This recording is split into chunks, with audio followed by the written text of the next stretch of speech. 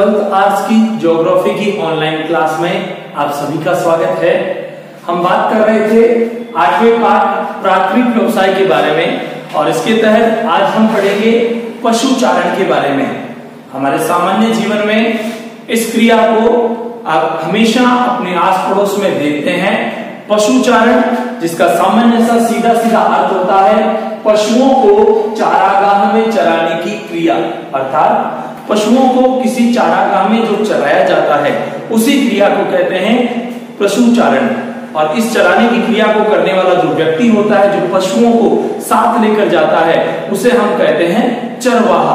देखिए क्या हुआ होगा कि मानव जब आखेट और संग्रह की क्रिया कर रहा था, उसके बाद पशुचारण की ओर आया, तो हम कह सकते हैं कि जब मनुष्य ने ये महसूस किया कि मेरे जीवन यापन के लिए आखेट और संग्रहण करने की क्रिया पर्याप्त नहीं है, अर्थात जब मानव को आखेट से और संग्रहण करने से अपना और अपने परिवार का पेट पालने के लिए, अपनी जीविका उपार्जन करने के लिए आवश्यक वस्तुएं कम मिलने लगी, उसकी आपूर्ति कम होने लगी, तो उसने महसूस किया कि अब मुझे कुछ नया करना चाहिए और इसीलिए मनुष्य पशुचारण की ओर आगे बढ़ा।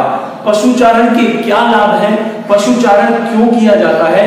पशुओं से विभिन्न प्रकार के उत्पाद प्राप्त करने के लिए पशुचारण किया जाता है। हम कह सकते हैं पशुओं से भोज्य पदार्थ, जिसमें दूध को हम शामिल करते हैं, दूध से विभिन्न प्रकार की वस्तुएं बनाकर मानव अपने भूख को शांत करता है, अपने भोजन के लिए उस दूध और दूध से बनी वस्तुओं को काम में लेता है। तो मनुष्य को पशुचारण से दूध प्राप्त हो जाए, भोजन सामग्री प्राप्त होती है, साथ ही साथ पशुओं का मांस, पशुओं से प्राप्त होने वाला चमड़ा और पशुओं से प्राप्त होने वाली ऊन मनुष्य की उपयोगिता के लिए बहुत महत्वपूर्ण होते हैं। इसलिए मानव के द्वारा पशुचारण किया जाता है। अब हम यदि बात करें पशुपालन के मुख्य क्षेत्र कौन कौन से हैं, तो देखिए पशुपालन के मुख्य क्षेत्रों की बात करें तो विश्व में हम 4 भागों में इस पशुपालन के मुख्य क्षेत्रों को बांट सकते हैं। पहला भाग होगा उष्णकटिबंधीय घास के मैदान, दूसरे भाग को हम कह सकते हैं शीतोष्ण कटिबंधीय घास के मैदान, तीसरा होगा मरुस्थलीय क्षेत्र और चौथा होगा पर्वतीय क्षेत्र। इन 4 भागों में पशुचारण के क्षेत्रों को बांटा जा सकता है। आइए बात करते हैं प्रथम उष्ण कटिबंधीय घास के मैदान के बारे में। देखिए ऐसे जो घास के मैदान है वो 5 से 30 डिग्री अक्षांशों के बीच पाए जाते हैं, यानी पृथ्वी पर 5 से 30 डिग्री उत्तरी अक्षांश और दक्षिणी अक्षांश के बीच में जहां औसत वर्षा 100 सेंटीमीटर से कम होती है, उन क्षेत्रों में जिन्हें हम उष्णकटिबंधीय घास के मैदान कहते हैं, यहाँ पर पशुचारण होता है। देखिए पशुचारण ऐसे क्षेत्रों में अधिक होगा जहां पर लोग कृषि कार्य नहीं करते, जहां पर वन अधिक नहीं पाए जाते, यानी जहां कृषि नहीं होती, जहां वन नहीं पाए जाते, तो हम कह सकते हैं कि जो घास के मैदान होंगे वहां पर पशुचारण किया जाएगा। इन घास के मैदानों को विश्व के प्रत्येक भाग में अलग अलग नाम से जाना जाता है। देखिए बात करते हैं उष्णकटिबंधीय घास के मैदान में। जो घास के मैदान है वो क्या क्या नाम से जाने जाते हैं? देखें सूडान देश में ऐसे जो घास के मैदान होंगे उन्हें कहा जाता है सवाना। ठीक इसी प्रकार अफ्रीका की घास के मैदानों को पार्कलैंड कहते हैं। वेनेजुएला में जो घास के मैदान हैं उन्हें लानोस कहा जाता है और ब्राजील में जो ऐसे घास के मैदान होंगे उनको कंपास कहा जाएगा। अर्थात उष्णकटिबंधीय घास के मैदान जो 5 से 30 डिग्री अक्षांश के बीच में है, जहां औसत वर्षा 100 सेंटीमीटर से कम है, वहां सूडान में सवाना, अफ्रीका में पार्कलैंड, वेनेजुएला में लानोस और ब्राजील में कंपास नाम से मैदान है जहां पर पशुचारण किया जाता है। इसके बाद बात करें शीतोष्ण कटिबंधीय घास के मैदानों की, तो शीतोष्ण कटिबंधीय घास के मैदान कहाँ है? 30 से 45 डिग्री अक्षांशों के बीच। यहां हमने बात की 5 से 30 डिग्री, तो 30 डिग्री से ऊपर यानी 30 से 45 डिग्री अक्षांश, उत्तर में भी और दक्षिण में भी दोनों तरफ शीतोष्ण कटिबंधीय घास के मैदान पाए जाते हैं, जहां की औसत वर्षा 50 सेंटीमीटर होती है। यहाँ ये घास के मैदान किस किस नाम से जाने जाते हैं? देखिए रूस में जो घास के मैदान है उन्हें स्टेपीज कहेंगे, संयुक्त राज्य अमेरिका में प्रेरी कहा जाता है। ध्यान रहे यहाँ हमारी किताब में पंपास लिखा हुआ है जो मिसप्रिंट है, तो हमें उसको सुधारना है।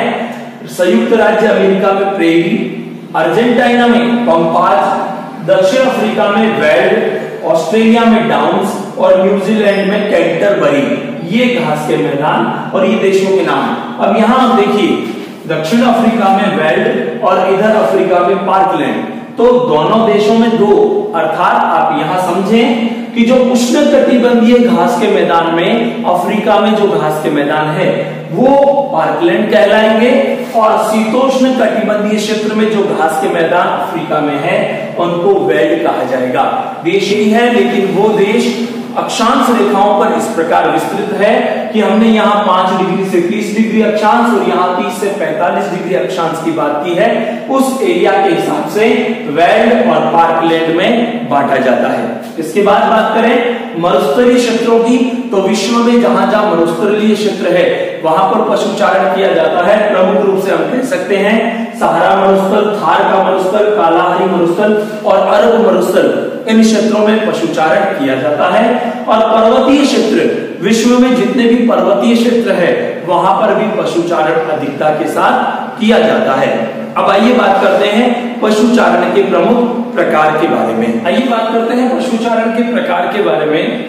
2 प्रमुख प्रकार होते हैं, चलवासी पशुचारण और व्यापारिक पशुचारण। देखिए इन दोनों के बारे में, इन दोनों की विशेषताएं और साथ ही साथ इन दोनों के बीच में अंतर, इन दोनों टॉपिक को एक साथ क्लियर हम करेंगे। इनकी ये विशेषताएं होगी और जब इन दोनों की आपस में तुलना कर दी जाएगी तो वो इन दोनों के बीच में अंतर हो जाएगा। बात करें हम चलवासी पशुचारण के बारे में, तो यह जीवन निर्वाह क्रिया है, यानी इसे करने वाले जो लोग हैं वो अपने जीवन निर्वाह के लिए, अपना जीवन यापन करने के लिए इस क्रिया को करते हैं। वो लोग जो पशु पालते हैं उन पशुओं से वो भोज्य पदार्थ, ऊन, मांस आदि प्राप्त करते हैं। अपने जीवन को जीने के लिए ये सारे के सारे पशु पाले जाते हैं। और अगर इसी के ठीक विपरीत व्यापारिक पशुचारण में इस चर्चा को करें तो यह व्यापार आधारित क्रिया है। यहाँ जो पशुओं का पालन किया जा रहा है वो सारा का सारा व्यापार के उद्देश्य से किया जा रहा है। उनसे प्राप्त होने वाला दूध, मांस, ऊन, चमड़ा इत्यादि को व्यापार की दृष्टि से बेचा जाता है। इसलिए कह सकते हैं कि जहां चलवासी पशुचारण जीवन निर्वाह क्रिया है, ठीक उसी प्रकार व्यापारिक पशुचारण एक व्यापारिक क्रिया है। आगे बात करें तो इसमें चारे पानी की तलाश में चरवाहे घूमते हैं, एक स्थान से दूसरे स्थान पर घूमते रहते हैं चारे पानी की व्यवस्था के लिए। मान लीजिए आज यहाँ है, यहाँ चारा जो है वो उनके लिए उपलब्ध हो गया, 1-2 दिन तक काम हुआ, ठीक है। उसके बाद जब यहाँ चारा खत्म हो जाएगा तो किसी नए स्थान की तलाश में ये लोग चले जाते हैं। और अगर बात करें व्यापारिक पशुचारण की तो इसमें स्थायी रूप से एक ही स्थान पर चरवाहे पशुओं के साथ रहते हैं जहां चारे पानी की उचित व्यवस्था होती है। यानी एक ही स्थान पर इनका अपना एक कुछ स्थान बनाया जाएगा, उसी स्थान पर यहाँ चरवाहे रहेंगे जहां अपने पशुओं को बांध के रखेंगे और चारे और पानी की व्यवस्थाएं प्रॉपर वे में ये लोग करके रखते हैं। अर्थात व्यापारिक पशुचारण में चरवाहों को चलवासी पशुचारण की तरह चारे और पानी की तलाश में एक स्थान से दूसरे स्थान पर भटकना नहीं पड़ता है। उनके लिए चारे और पानी की व्यवस्थाएं एक पर्टिकुलर स्थान पर रहती है और उसी स्थान पर वह लोग अपने पशुओं को अपने साथ रखते हैं। इसके बाद बात करें तो चलवासी पशुचारण की क्रिया जो है वो प्राचीन ढंग से की जाती है। जो आदिम तरीके से पशुचारण किया जाता था उसी प्रक्रिया पर चलवासी पशुचारण की क्रिया आधारित रहती है, लेकिन व्यापारिक पशुचारण जो है वो वैज्ञानिक विधि से किया जाता है। कौन सा पशु कौन सा चारा खाता है, कितनी उसमें पौष्टिकता है, इन सारी बातों का ध्यान रखा जाता है। एक एक पशु को नोट किया जाता है कि उसने चारा खाया है या नहीं खाया है। इन सारी बातों की पता लगाकर उसके बाद उस पशुचारण की गतिविधि को आगे बढ़ाया जाता है ताकि प्रत्येक पशु चारा खा सके, उसका पेट भर सके, क्योंकि ये व्यापारिक दृष्टि से किया जाता है। फिर यहाँ और बात करें चलवासी पशुचारण में, इसमें प्राकृतिक रूप से विकसित चारे पर पशु निर्भर रहते हैं। यानी प्राकृतिक रूप से जितनी भी घास प्रकृति उगाती है उसी घास को खाकर ये पशु अपना पेट भरते हैं। यानी प्राकृतिक रूप से उस पृथ्वी के ऊपर, उस भूमि के ऊपर ये पशु निर्भर रहते हैं जहां से इनके चारे की पूर्ति होती है। जबकि व्यापारिक पशुचारण में चारे के लिए बड़े बड़े फार्म बनाए जाते हैं जिन्हें रैंच कहा जाता है। यानी बड़ा खेत जो होगा उसमें केवल घास उगाई जाएगी और उस घास का उपयोग पशुओं के चारा चरने के यूज में लिया जाता है। फिर बात करें पशु प्रजनन नस्ल सुधार के प्रयास नहीं किए जाते हैं। चलवासी पशुचारण में पशुओं के प्रजनन संबंधित, पशुओं की रोगों से संबंधित, पशुओं की नस्ल सुधार के लिए कोई भी विशेष प्रयास नहीं किया जाता है। जबकि व्यापारिक पशुचारण में पशु प्रजनन और नस्ल सुधार पर विशेष ध्यान दिया जाता है। पशुओं की उन्नत किस्म की नस्लें तैयार करने पर विशेष फोकस होता है ताकि उन्नत नस्ल के पशु अच्छी दूध दे सके, अच्छा मांस दे सके। इन सारी बातों पर विशेष फोकस किया जाता है। इसके बाद बात करें चलवासी पशुचारण पर, पशु के स्वास्थ्य की जांच, उपचार जैसी उचित व्यवस्था नहीं होती। पशु के बीमार पड़ने पर साधारण तौर तरीके से जो दवाई इलाज जो दिया जाता है वो दे दिया जाता है, कोई विशेष फोकस उसके ऊपर नहीं होता। लेकिन ठीक विपरीत व्यापारिक पशुचारण में हम बात करें तो यहाँ पशुओं की नियमित स्वास्थ्य जांच होती है और अगर पशु के साथ कोई रोग है तो उसका उचित डॉक्टर को बुलाकर निदान भी किया जाता है। क्योंकि ये पशु व्यापारिक रूप से पाले जा रहे हैं इसलिए इन पशुओं के स्वास्थ्य का ख्याल बहुत अच्छी तरीके से रखा जाता है। फिर बात करें चलवासी पशुचारण में कि यह अर्धशुष्क क्षेत्रों की कठोर जलवायु में होता है। यानी अर्धशुष्क क्षेत्रों में जो कठोर जलवायु पाई जाती है उन क्षेत्रों में चलवासी पशुचारण किया जाता है, जबकि व्यापारिक पशुचारण शीतोष्ण घास के मैदानों में किया जाता है। और बात करें चलवासी पशुचारण की तो यह पुरानी दुनिया के देशों तक सीमित है। ध्यान दें, यहाँ पुरानी दुनिया के देशों से हम ये समझ सकते हैं जो देश अल्प विकसित है या यूं कहें जो विकासशील देश है वो सब पुरानी दुनिया के देशों में शामिल किए जा सकते हैं। तो उन देशों में चलवासी पशुचारण होता है, जबकि जो अति विकसित या विकसित राष्ट्र है वो नई दुनिया के देश माने जाते हैं। तो यह जो व्यापारिक पशुचारण है वो नई दुनिया के देशों में प्रचलित है। आइए आगे बात करते हैं। अब देखते हैं इन क्षेत्रों के प्रमुख पशुओं के बारे में। चलवासी पशुचारण में प्रमुख रूप से कौन कौन से पशु पाले जाते हैं। जो टुंड्रा प्रदेश है यानी जो अति शीत प्रदेश, ठंडे प्रदेश हैं, उनकी हम बात करें तो वहां रेंडियर और कैरिबो नामक पशु पाले जाते हैं। रेंडियर के बारे में हमने आदिवासी जनजातियों का जब पाठ पढ़ा तब चर्चा की थी कि रेंडियर बर्फ के क्षेत्र में वो गाड़ी खींचने के काम में लिए जाते हैं और कैरिबो एक हिरण के प्रकार के रूप में हमने इसको पढ़ा था। तो रेंडियर और कैरिबो नामक पशु वहां पाले जाते हैं। ठीक इसी प्रकार बात करें मरुस्थल में तो हम जानते हैं कि रेगिस्तान का जहाज ऊंट को कहा जाता है, अर्थात मरुस्थलीय क्षेत्रों में ऊंट का पालन बहुत ज्यादा होता है।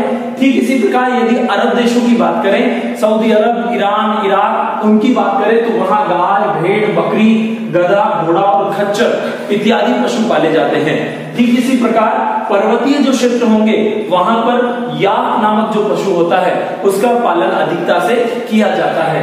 ठीक इसी प्रकार व्यापारिक पशुचारण में हम बात करें कि कौन से पशु पाले जाते हैं तो देखिए व्यापारिक पशुचारण में वो ही पशु ज्यादा पाले जाते हैं जिनसे लाभ प्राप्त होता है।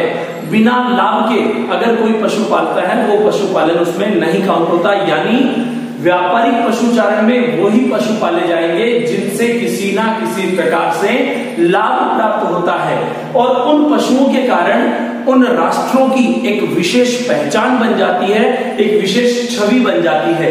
देखिए हम बात करें जैसे डेनमार्क और न्यूजीलैंड है, इन देशों की दूध के लिए अपनी एक विशिष्ट पहचान है।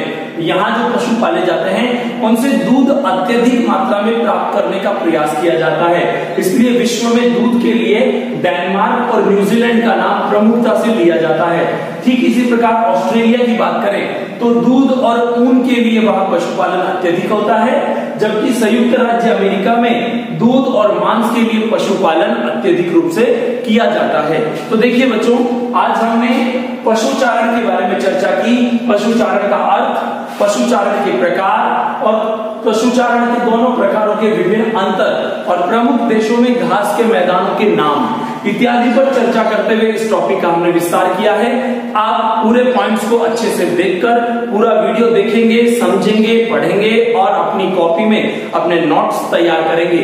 आप मान के चलिए इस पशुचारण में से आपकी बोर्ड परीक्षा में कंफर्म सवाल आता है, चाहे प्रश्न बड़ा बने तो पशुचारण में आंसर पूछा जा सकता है, और अगर प्रश्न छोटा बनता है तो घास के मैदानों के नाम भी आपसे पूछे जा सकते हैं। तो आप अपनी कॉपी में नोट्स तैयार करेंगे, हमारे अगले वीडियो का इंतजार करेंगे। तब तक पढ़ते रहिए, आगे बढ़ते रहिए। धन्यवाद। जय हिंद, जय भारत।